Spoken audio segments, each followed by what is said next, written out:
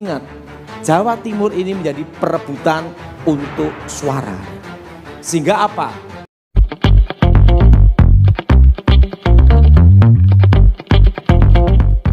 Shalom sahabat terang kemuliaan, apa kabar kalian semua? Senang rasanya bisa berjumpa lagi dengan kalian semua.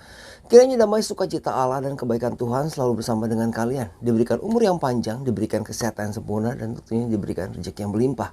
Dijauhkan dari sakit penyakit dan mara bahaya. Sahabat terang kemuliaan, pada kesempatan kali ini kembali lagi kita akan mendengarkan pesan yang akan disampaikan oleh hamba Tuhan, yaitu Daud Tony, Pastor Daud Tony atau Evangelis Daud Tony.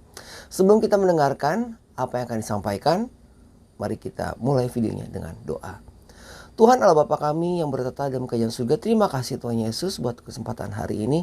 Kalau kami boleh kembali lagi mendengarkan pesan atau firman yang akan disampaikan oleh Pastor Daud Tony atau Evangelis Daud Tony. Bapak, kiranya apa yang disampaikan bisa memberkati kami semua. Berikan kami hikmat marifat agar kami bisa dapat mengerti apa yang jadi pesan yang disampaikan oleh hamba-Mu Tuhan kepada kami semua. Terima kasih Bapa, lindungi kami, sertai kami, berkati kami semua yang akan mendengarkan firman-Mu. Dan ampuni segala dosa-dosa kami, perbuatan kami, ucap kata kami yang tidak berkenan di hadapan-Mu. Terima kasih Tuhan Yesus, terima kasih Engkau Maha Baik. Di dalam nama Tuhan Yesus kami berdoa. Haleluya. Amin. Sahabat terang kemuliaan, sebelum kita mendengarkan firman yang akan disampaikan oleh Pastor Daud Tony atau Evangelis Daud Tony, seperti biasa di sini saya akan sharingkan ayat-ayat. Kiranya ayat-ayat ini bisa menjadi kekuatan ya, memperkuat iman kita tentunya di dalam Yesus Kristus Tuhan kita. Kita buka dari Lukas. Kita buka dari Lukas 12. Lukas 12 ini tentang hal kekhawatiran ya, tentang hal kekhawatiran. Di sini saya akan bacakan untuk kalian semua di Lukas 12 ayat 22 sampai 22 sampai 34 ya.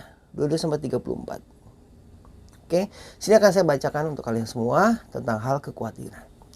Yesus berkata kepada murid-muridnya, ini dimulai dari 22 ya. Lukas 12 ayat 22 sampai 34. Yesus berkata kepada murid-muridnya, "Karena itu aku berkata kepadamu, janganlah khawatir akan hidupmu, akan apa yang hendak kamu makan, dan janganlah khawatir pula akan tubuhmu, akan apa yang hendak kamu pakai. Sebab hidup itu lebih penting daripada makanan, dan tubuh itu lebih penting daripada pakaian. Perhatikanlah burung-burung gagak yang tidak menabur dan tidak menuai, dan tidak mempunyai gudang atau lumbung, namun demikian diberi makan oleh Allah. Betapa jauhnya kamu melebihi burung-burung itu. Siapakah di antara kamu yang karena kekhawatirannya dapat menambahkan sehasta pada jalan hidupnya?" Kemudian di ayat 26, "Jadi jika kamu tidak sanggup membuat barang yang paling kecil, mengapa kamu khawatir akan hal-hal lain? Perhatikanlah bunga bakung yang tidak memintal dan tidak menenun. Namun aku berkata kepadamu, Salomo dalam segala kemegahannya pun tidak berpakaian seindah salah satu dari bunga itu. Jadi jika rumput di ladang yang hari ini ada dan besok dibuang di dalam api, demikian didandani Allah, terlebih lagi kamu hai orang yang kurang percaya. Jadi janganlah kamu mempersoalkan apa yang akan kamu makan atau apa yang akan kamu minum, dan janganlah cemas hatimu. Sebab itu dicari bangsa-bangsa di dunia yang tidak mengenal Allah, akan tetapi Bapamu tahu bahwa kamu memang memerlukan semuanya itu. Tetapi carilah kerajaannya, dan maka semuanya itu akan ditambahkan juga kepadamu. Janganlah takut, hai kamu kawanan kecil, karena Bapamu telah berkenan memberikan kamu kerajaan itu. Jualah segala milikmu dan berikanlah sedekah. Buatlah bagimu pundi-pundi yang tidak dapat menjadi tua, suatu harta di surga yang tidak akan habis, yang tidak dapat didekati pencuri, dan yang tidak dirusakkan ngengat. Karena di mana hartamu berada, di situ juga hatimu berada." Kiranya ayat ini bisa menguatkan kita ya dalam keimanan kita, dan memperkuat dan memperdalam lagi iman kita dalam Yesus Kristus Tuhan kita. Jadi penguat kita dalam kehidupannya, agar kita ingat di sini dibilang di ayat terakhir, karena di mana hartamu berada, di situ juga hatimu berada. Kita tidak boleh cinta harta ya. Kita tentunya bekerja untuk memenuhi kebutuhan hidup kita, tapi bukan berarti bahwa kita menomorsatukan uang. Baiklah sahabat terang kemuliaan, itulah mungkin ayat yang bisa saya sharingkan pada kesempatan video kali ini. Dan kita langsung saja akan menyaksikan pesan yang akan disampaikan oleh Evangelis Daud Tony atau Pastor Daud Tony. Sebelumnya saya ucapkan juga terima kasih untuk kalian semua yang telah support tentunya terhadap channel Terang Kemuliaan, dan terus dukung channel Terang Kemuliaan ini dengan cara apa? Tentunya dengan cara subscribe dan bagikan video-video dari channel Terang Kemuliaan kepada yang lain, agar kiranya channel Terang Kemuliaan bisa menjadi berkat untuk orang banyak. Sahabat Terang Kemuliaan, selamat menyaksikan.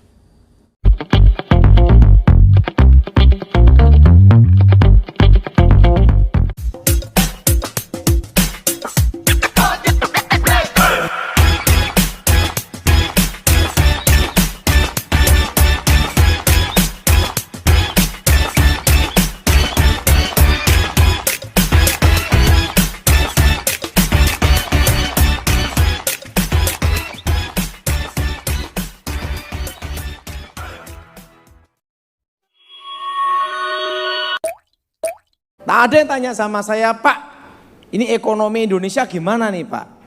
Perlu dia tahu, untuk Surabaya jangan khawatir, aman, tidak ada kerusuhan. Nah, tepuk tangan untuk Surabaya. Ekonomi akan bergerak di Surabaya. Kenapa? Karena dana siluman turun semua. Jelas saudara? Dana siluman apa? Ngomong sama sebelahnya, kamu siluman dan yang tidak dilaporin pajak, wah, caleg-caleg apa semua, beredar semua. Dan ingat, Jawa Timur ini menjadi perebutan untuk suara. Sehingga apa? Dananya banyak turun ke Jawa Timur, terutama Surabaya. Nah, kalau dapat order, ingat saya 2%. Ingat saudara, karena apa? Karena ingat, ini semua akan turun. Pak, untuk setelah Pilpres, bisa terjadi kerusuhan enggak? Tidak, untuk Surabaya. Kenapa? Yang danai demo duit entek. Jelas? Duitnya apa? Habis. Nah, jadi aman-aman aja. Jadi saudara ada yang tanya sama saya, Pak, setelah Pilpres nanti gimana Pak? Aman aja. Kok pada ngomong aman kenapa? Ya duit entek. Nah, jadi saudara tenang aja, enggak usah khawatir. Sampai coblosan presiden, wakil presiden, setelah itu caleg pilek semuanya selesai. Nah, setelah itu saudara, kita siap untuk menanti tahun 2025 resesi ekonomi yang sebenarnya. Tapi ingat, Pak, apakah nanti waktu resesi kita akan terasa berat? Enggak. Karena Indonesia didukung oleh sumber daya alamnya. Jadi saudara udah takut, Pak nanti kalau resesi ekonomi berat enggak? Enggak. Yang berat itu satu, kalau utangnya akeh. Nah, kenapa? Pusing masalah utang bank. Jelas saudara? Makanya saya beritahu pada jemaat semua, berapa bulan yang lalu saya memberitahu supaya semua nyimpen emas. Ya masih ingat angkat tangan saudara. Nah, tapi bukan emas Jowo lain saudara. Saya udah naik terus saudara ya. Tapi ingat saudara, perlu tahu, enggak usah khawatir, enggak usah takut. Tetap aman. Kalau ditanya, kenapa aman? Ingat, sing danai duitnya wis apa? Habis. Nah saudara, sering kita ini mendengar santet atau tenung, ditenung. Arti santet itu sama tenung itu ada perbedaan. Santet adalah untuk membunuh jarak jauh. Dan santet itu juga berupa namanya kutuk serapah. Jadi membunuh jarak jauh atau bikin orang sakit parah. Apa saudara? Bikin orang sakit apa? Parah. Tapi kalau tenungan itu berhubungan dengan pemanggilan arwah. Apa saudara? Arti menenung itu memanggil. Nah, minta bantuan arwah. Nah, untuk apa? Semua yang berhubungan dengan ramalan itu selalu berhubungan dengan arwah orang mati. Apa saudara? Berhubungan dengan apa saudara? Arwah orang apa? Mati. Karena dipercaya arwah orang yang sudah meninggal itu mengetahui masa akan datang. Mengetahui apa saudara? Mengetahui apa? masa akan apa? Datang. Sehingga ada tempat ibadah tertentu atau ritual tertentu untuk mengundang arwah leluhur. Ini yang disebut namanya menenung. Apa saudara? Untuk memanggil apa? Arwah. Memanggil roh supaya masuk. Nah, pada waktu roh itu masuk, biasanya anak di bawah usia 5 tahun itu bisa lihat. Kalau roh itu waktu masuk. Itu anak di bawah usia berapa? 5 tahun itu ngelihat. Roh itu masuk. Nah, waktu masuk itu biasanya geblak. Nah, kalau orang Jawa yang namanya itu adalah perewangan. Apa saudara? Namanya apa? Namanya apa? Namanya perewangan, geblak. Blak. Setelah geblak, bangun, langsung suara berubah jadi roh orang yang sudah mati itu. Nih ngangguk-ngangguk dulu pernah sering manggil. Nah, langsung geblak berdiri, langsung suara berubah, langsung kesurupan, langsung ngomong. Nah, yang jadi pertanyaan, apakah itu arwah orang mati? Bukan. Itu roh setan yang menyamar. Hubungan antara orang mati dan orang hidup terputus. Nah, saudara, di dalam ramalan itu nomor 1 ada yang namanya kontak batin. Apa saudara? Kontak apa? Kontak batin. Nah, saudara, secara alam roh, ini secara alam roh. Kalau orang itu tidak ada perlindungan, itu ada yang namanya itu kelihatan telanjang. Kelihatan apa saudara? Telanjang. Jadi kalau orang itu pergi ke dukun, kalau dia tidak ada perlindungan, tidak ada benteng, itu kelihatan adalah kayak apa? Telanjang. Nah, kalau udah kelihatan telanjang, itu baru bisa namanya dikontak. Bisa di apa saudara? Bisa di apa? Dikontak. Nah, tetapi kalau ada perlindungan, itu disebut namanya orang-orang titipan dari Yang Maha Kuasa. Nah, itu ada namanya jubah. Tidak telanjang, tapi ada apa saudara? Ada jubah. Ini yang tidak bisa dikontak batin. Makanya ada orang-orang tertentu yang tidak bisa diramal. Jelas saudara? Karena disebut apa? Dilindungi oleh Yang Maha Kuasa. Nah, setelah saya bertobat, saya baca Alkitab. Alkitab berkata, kita diberikan Tuhan itu apa? Jubah pujian. Apa saudara? Jubah apa? Nah, jadi kalau kita dalam Tuhan, itu ada jubahnya. Kalau secara alam roh, ini yang tidak bisa ditembus kontak batin. Karena kontak batin ini berhubungan dengan transfer spirit yang disebut transfer karakter. Apa saudara? Transfer spirit, transfer apa saudara? Transfer apa? Karakter. Nah saudara, seorang dukun pada waktu pasien itu datang ke tempatnya dia, udah tahu ramalan pribadi pasti tepat. Ingat saudara, ramalan pribadi pasti apa? Tepat. Tapi ramalan yang bicara negara atau dunia pasti gagal. Kenapa? Ini kuncinya. Pada waktu orang itu datang ke dukun atau ke tukang ramal, itu secara alam roh itu langsung apa? Telanjang. Apa saudara? Langsung apa saudara? Telanjang. Nah, itu ditanyain rohnya. Manusia terdiri tubuh, jiwa, dan roh. Nah, biasanya itu kalau dukun itu seperti ini. Coba ini ke sini. Ini. Oke. Contoh aja. Nah, ini yang namanya kontak apa? Kontak apa? Kontak batin. Makanya kalau orang pergi ke dukun, tergantung dukunnya itu siapa. Karakternya tidak beda jauh. Nah, ini namanya siapa nih? Boy. Hah? Boy. Boy. Apa? Roy. Roy.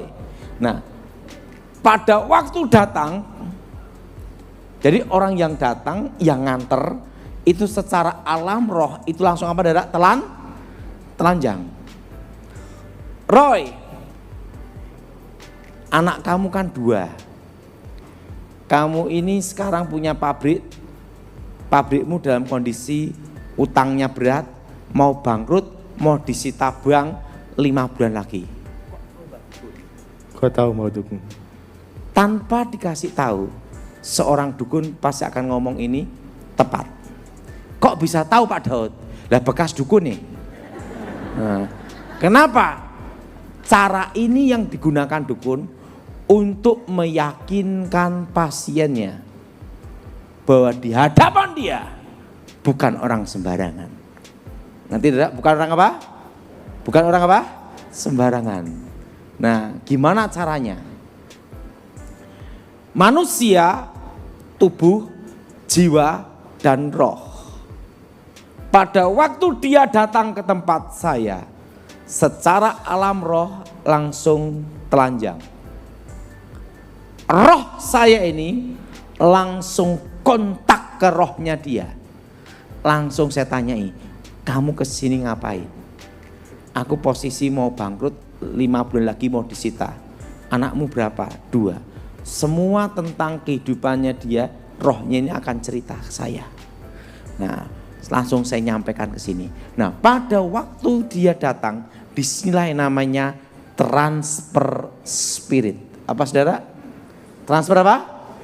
Transfer spirit. Nah, misalnya dukunnya itu homo, maka pasiennya akan kena transfer homo. Kalau dukunnya itu tukang kawin, secara alam roh itu nanti pasiennya juga tukang kawin. Yang kendalanya kalau dukunnya males, pasiennya yo males kabeh. Karena apa? Itu masuk dan transfer ini selalu transfer karakter yang jelek.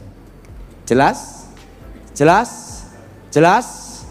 Nah, makanya kalau orang pergi ke dukun terjadi kontak batin di sini, itu ada namanya transfer spirit. Makanya transfer spirit itu hati-hati sekali, saudara. Siapapun yang mendoakan saudara, saudara harus doa namanya benteng Tuhan. Darah Yesus sucikan tubuh jiwa rohku, darah Yesus bentengi. Waktu kita ditumpang tangan atau di gini, kita kan tidak tahu kehidupan orang yang mendoakan. Betul?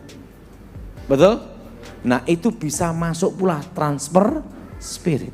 Nah, untuk menghindari itu harus berdoa. Ini saya semua, darah Yesus sucikan tubuh jiwa rohku, darah Yesus bentengi. Amin. Amin. Nah, jadi kalau orang pergi ke dukun, secara alam roh itu telanjang. Jelas? Ya, itu bisa masuk transfer. Kalau dukunnya suka judi, maka pasiennya suka judi. Jelas? Dan itu bertahap. Nah, pada waktu roh itu ditanya, disitulah masuk namanya transfer. Apa saudara? Namanya apa saudara? Nah, Pak kalau dukunnya G gimana? Ya jadi G saudara. Masuk saudara. Jelas? Waktu apa tadi? Kontak batin. Perlu tahu, kenapa bisa tahu kehidupan pasien? Karena apa? Ditanyain rohnya. Seorang dukun pasti gunakan ini untuk hal ini, pertemuan pertama kali seorang pasien dengan dukun. Nah, biasanya itu adalah mengikat. Apa saudara? Apa saudara? Mengikat. Nah, transfer seperti inilah itu yang harus dipatahkan, diputuskan demi nama Tuhan Yesus. Karena itu roh itu masuk. Yang kedua, yang pertama adalah kontak batin. Apa saudara? Kontak batin. Nah, yang kedua adalah ilmu terawang. Apa saudara? Nah, kalau zaman dulu namanya itu ilmu sorot. Orang yang tidak percaya Tuhan, kalau kehilangan mobil, minta tolong ke dukun untuk diterawang siapa yang ngambil mobilnya. Tapi dukunnya kehilangan mobil, lapor polisi. Nah, kenapa? Ada harga yang harus dibayar. Ada apa saudara? Ada apa saudara? Ada harga yang harus apa? Harus apa? Dibayar. Ada harga yang harus dibayar. Nah, saudara, perlu tahu Alkitab berkata bahwa setan itu adalah pendakwa, penuduh. Apa saudara? Pendakwa apa? Pendakwa penuduh. Seorang pendakwa, seorang penuduh itu pasti punya namanya barang bukti. Betul? Pasti punya apa saudara? Barang apa? Barang bukti. Nah, kalau dalam pengadilan, satu alat bukti dan dua saksi. Betul? Betul? Satu alat bukti dan apa saudara? Dua apa? Dua saksi. Nah, Alkitab berkata bahwa iblis, setan adalah pendakwa penuduh. Seorang pendakwa, seorang penuduh pasti punya alat bukti. Betul? Nah, perlu tahu bahwa di dunia roh, di alam gaib itu ada namanya rekaman-rekaman apa yang diperbuat manusia. Apa saudara? Rekaman-rekaman apa saudara? Apa yang diperbuat oleh apa saudara? Manusia. Rekaman-rekaman apa yang diperbuat oleh manusia. Nah, biasanya sebelum saya bertobat ada yang pakai air. Kayak kembang setaman gitu, dibacain mantra, weng weng weng, cuk, vitamin komplit. Setelah dibacain mantra, itu nanti di air itu akan kelihatan, misalnya dari pencurian atau perampokan, itu kelihatan. Oh ini yang rampok, ini jam sekian ada di sini, barang ada di sana. Nah dulu sebelum saya bertobat, yang sering tanya itu kalau ada kasus pencurian itu polisi. Itu zaman dulu. Pak ini yang nyuri siapa, posisi di mana, gitu lah. Langsung, oh jam sekian. Kenapa harus jam sekian? Udah tahu, setan itu kerja 24 jam, tetapi dibagi 3 shift. Nah, karena ada jam istirahat. Makanya kalau ada istilah penunggu atau oh itu di situ ada penunggunya, oh di situ ada tempat untuk penunggu. Tempat penunggu itu artinya tempat pergantian jaga. Ya, ngerti? Makanya suatu kali dulu itu pesawat Adam Air jatuh. Kenapa dukunnya tidak bisa terawang? Karena mungkin pergantian jaga, ganti shift. Nah, yang disebut penunggu itu adalah tempat pergantian apa? Jaga. Oh di pinggir jalan sana sering ada kecelakaan, ada penunggunya di situ. Nah itu tempat transit atau tempat apa? Pergantian apa? Jaga. Nah misalnya terjadi pencurian di Jalan Jenderal Sudirman, harus tahu jamnya, tanggalnya, wetonnya. Nah, baca mantra, roh yang jaga di situ jam sekian dipanggil, untuk memberi apa? Rekamannya. Apa saudara? Oh ini pencurinya ini. Yang rampok ini di sini. Ini posisi lari di sana, di daerah sini. Tangkap jam sekian, ketangkap pasti. Nah, ada yang pakai air, ada yang pakai telur. Telur pun harus telur ayam kampung. Tidak boleh ayam Horn Kentucky Fried Chicken. Kenapa? Setannya takut kolesterol. Nah, telur pun harus telur apa? Ayam apa? kampung atau telur angsa atau telur bebek. Telurnya begini kan, dibacain mantra. Roh yang jaga di sana dipanggil untuk memberi rekamannya itu. Nah, kalau di alam nyata itu ada namanya itu CCTV, handycam, saya itu video shooting kan gitu dah. Nah, kalau di alam roh itu ada rekaman-rekaman apa yang diperbuat manusia. Jelas? Nah, dipanggil. Di telurnya ini langsung kelihatan jalannya pencurian. Nah, ada yang juga kalau guru saya tuh gini. Bukannya sakit kepala, dia gini langsung kelihatan jalannya rekaman. Wah, ini di pabrik ini terjadi pencurian jam sekian, nama ini. Tangkap pasti. Nah, pasti apa saudara? Tangkap. Ini yang disebut namanya ilmu terawang. Apa saudara? Ilmu apa? Ilmu apa? Terawang. Ada yang pakai kembang kantil. Nah, langsung lihat. Udah tahu. Orang yang minta jasa ini akan ada kutukan namanya bangkrut seumur hidup. Maka dulu sebelum saya bertobat, kalau ada polisi pernah tanya ke masalah itu, setelah pensiun bangkrut habis. Tapi kalau polisinya tidak pernah pakai jasa itu, waktu dia pensiun ya aman aja. Tapi kalau yang sering minta jasa itu ada namanya roh bangkrut. Apa saudara? Roh apa? Jadi kalau suatu pabrik, setelah itu suatu toko atau suatu perusahaan minta jasa ilmu terawang itu akan kena namanya kutuk kebangkrutan. Kutuk apa saudara? Kutuk apa? Dia akan kena sial terus dalam hidupnya. Ingat, setan tidak pernah memberi manusia gratis. Ada harga yang harus dibayar. Itu nanti habis itu mereka tangkap semua. Kenapa dukun tidak minta ilmunya sendiri, menggunakan ilmunya sendiri?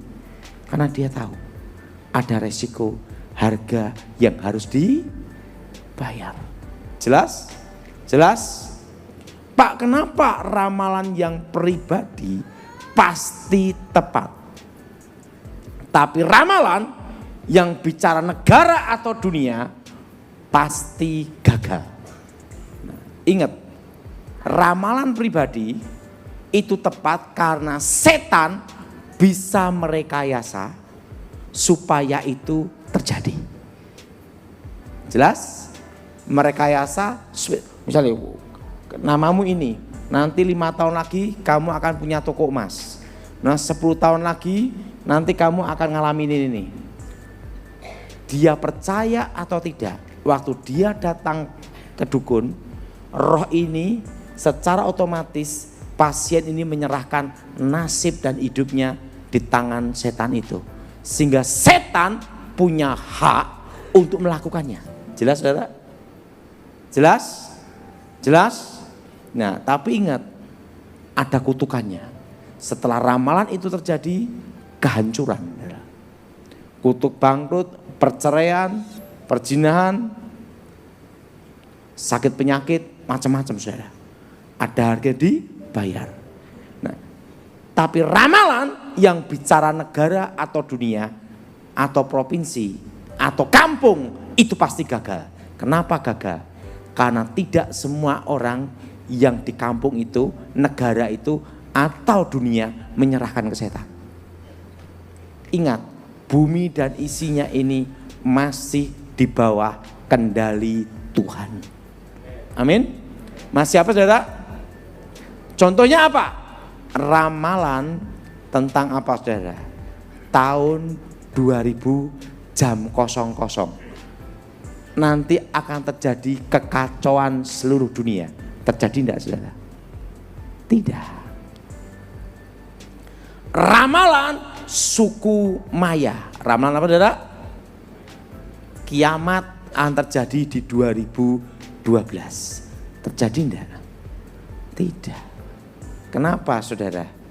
Bumi dan isinya ini masih di dalam kendali Tuhan. Amin? Amin? Amin? Nah sekarang ini kalau pilpres yang rame itu ramalan Noto Negoro. Sekarang banyak ngotak-ngatik Prabowo atau Ganjar, kan itu saudara. Nah, tapi yang jelas negara kita ini Indonesia yang menentukan presiden adalah Tuhan. Jadi tidak usah bingung. Nah, yang jelas sekarang ini nanti yang rame, yang dapat order itu adalah YouTuber. Betul? Berapa hari yang lalu saya ngomong sama anaknya Pak SBY, Ibas Edi Baskoro. Ibas. Mas Ibas, bahwa kampanye zaman dulu sama sekarang itu beda. Kampanye zaman dulu itu ada di lapangan-lapangan, dia bilang gitu. Kalau zaman sekarang itu ada di HP dan semua orang bisa jadi wartawan. Betul? Langsung podcast beredar kemana-mana, TikTok beredar kemana-mana, betul?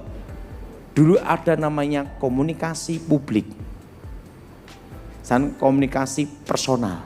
Sekarang kabur, tidak bisa bedain antara personal dan publik, betul? Karena semua orang bisa di media sosial, betul? Betul? Saya ngomong gini, oh gitu mas, iya. Beda dengan kampanye-kampanye zaman dulu.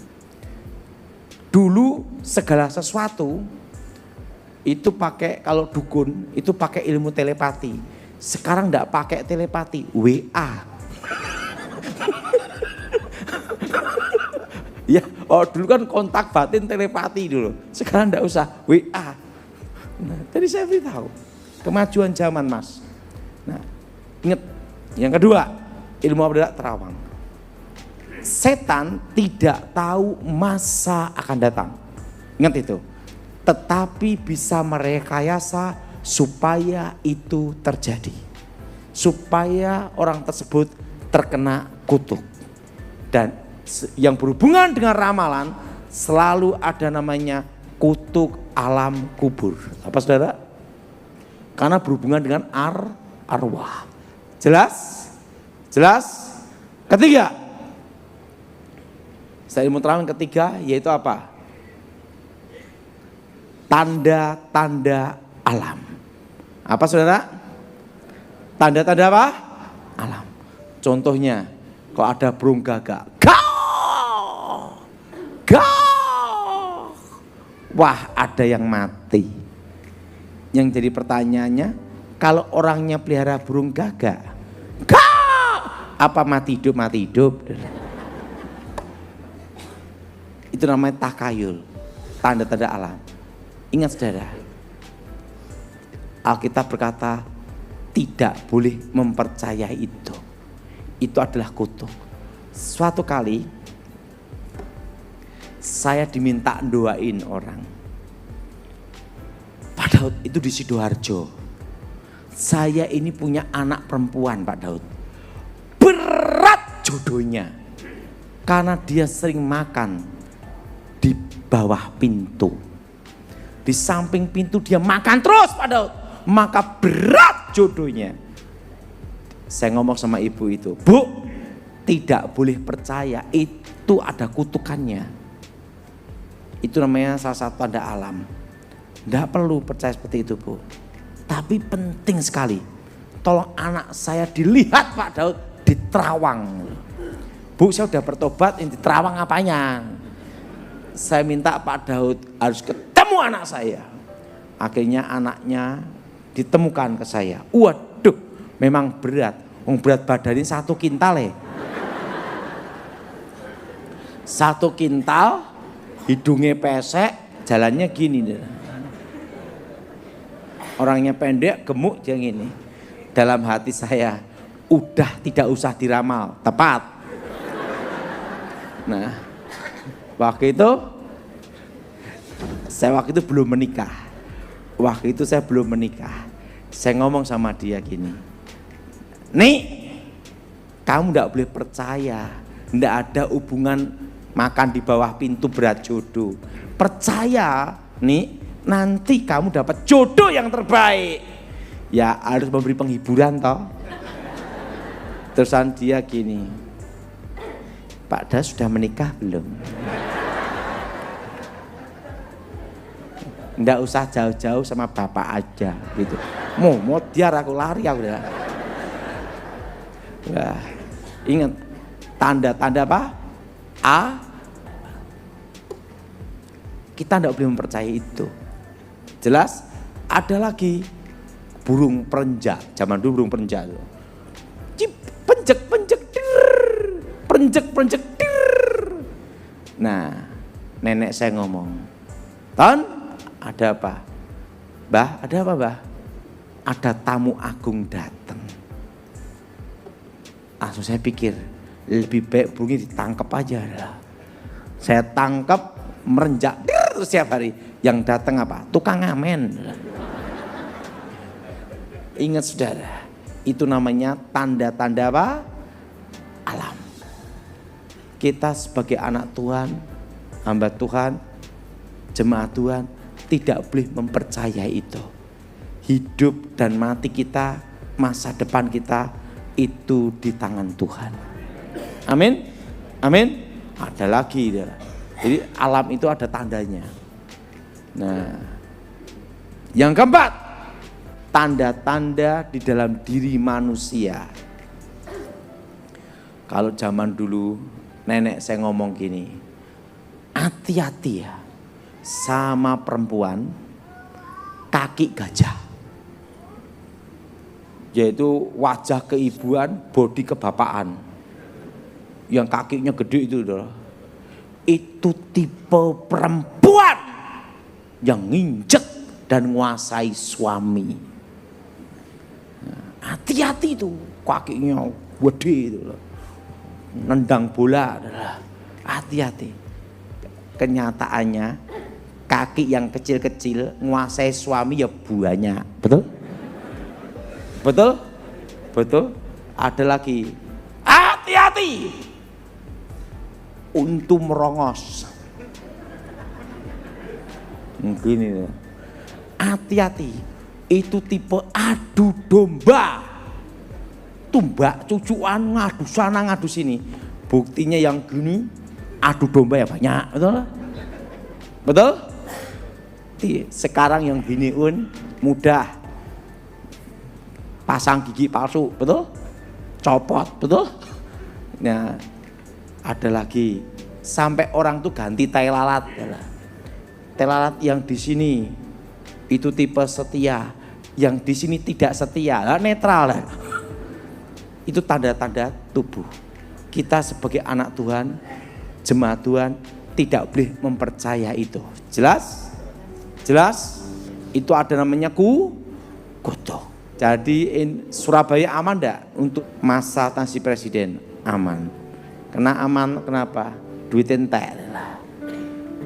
Mari kita berdiri.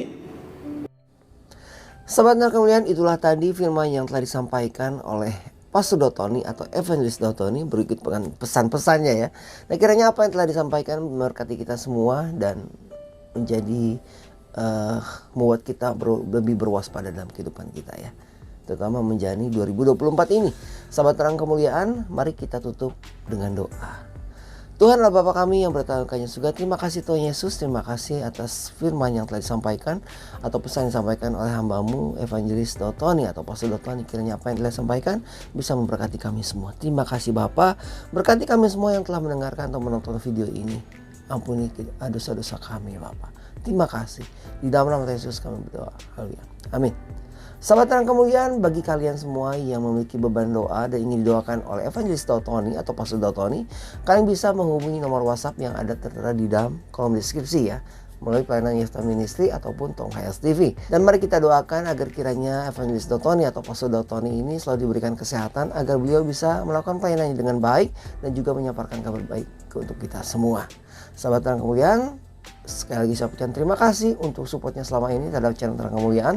Terus dukung channel Terang Kemuliaan ini dengan cara apa? Tentunya dengan cara subscribe dan bagikan video-video channel Terang Kemuliaan ini kepada yang lain, agar kiranya channel Terang Kemuliaan ini bisa menjadi berkat untuk orang banyak. Sahabat Terang Kemuliaan, kita akan bertemu lagi di lain kesempatan. Tuhan Yesus memberkati. Beginilah firman Tuhan, penebusmu yang Maha Kudus, Allah Israel. Akulah Tuhan, Allahmu, yang mengajar engkau tentang apa yang memberi faedah, yang menuntun engkau di jalan yang harus kau tempuh. Maka Yesus berkata pula kepada orang banyak, katanya, Akulah terang dunia, barang siapa mengikut aku, ia tidak akan berjalan dalam kegelapan, melainkan ia akan mempunyai terang hidup. Kata Yesus kepadanya, Akulah jalan dan kebenaran dan hidup. Tidak ada seorang pun yang datang kepada Bapa kalau tidak melalui aku. Tuhan Yesus memberkati.